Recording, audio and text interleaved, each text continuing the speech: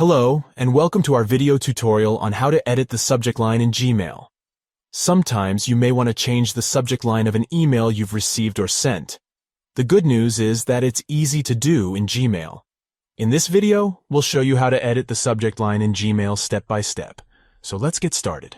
Step 1. Open the email. The first step is to open Gmail and go to the email you want to edit the subject line for. Once you've opened the email, scroll down to the Reply button. Step 2. Tap on Reply. Tap on the Reply button to open the reply window.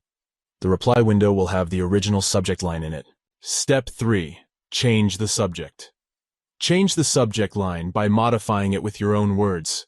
Simply click on the subject line and type in the new subject. Once you're happy with the new subject line, tap on the paper airplane icon to send it. Step 4. Wait for confirmation. Wait until the tiny pop-up says Sent to confirm that the email has been sent with the edited subject line. Step 5. Exit and re-enter the email and then re-enter it to see the changes you made to the subject line. The new subject line will now appear in the email.